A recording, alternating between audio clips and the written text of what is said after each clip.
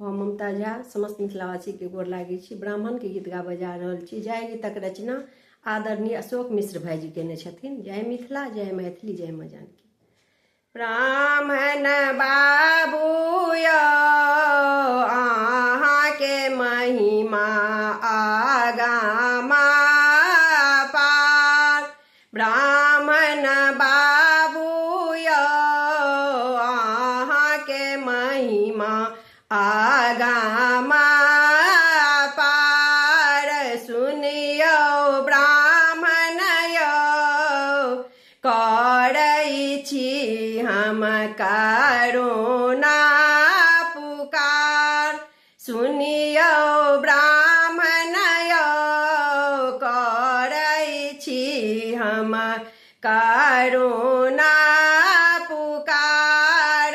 ब्राह्मण बाबू यौ अहाँ के महिमा आगामा पार।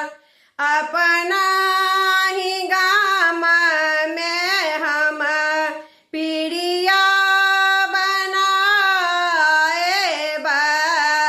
अपना ही गाम में हम पीड़िया बनाएब।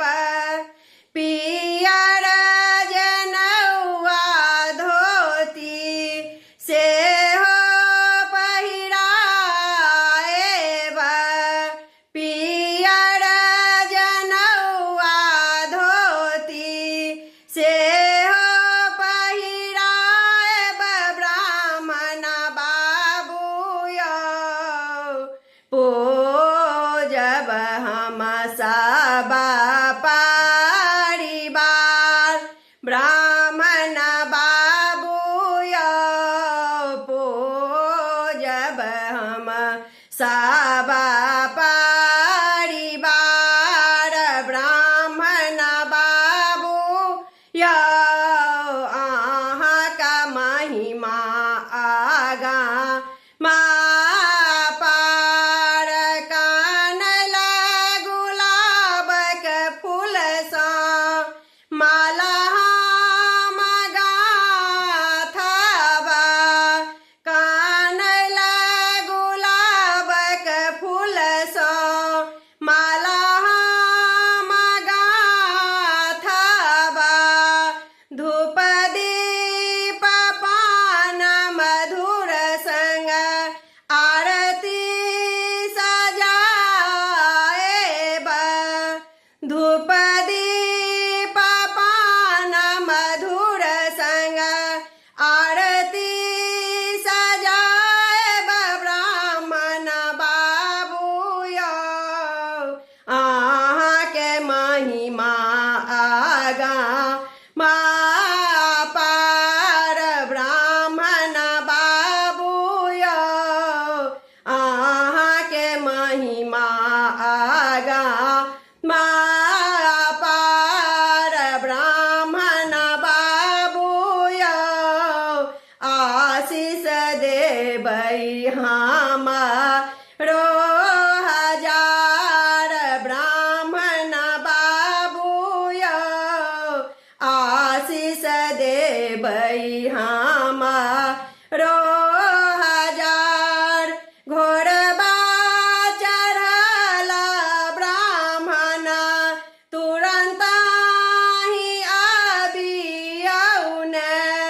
घोरबा चढ़ल ब्राह्मण तुरंत ही आबियौ ने। सुनियौ गोहार हमर अरजी के पढ़ियौ ने। सुनियौ गोहारी हमर अरजी के पढ़ियौ ने। ब्राह्मण बाबू यौ अशोक के करियौ उद्धार। ब्राह्मण बाबू यौ अशोक के करियौ उद्धार। ब्राह्मण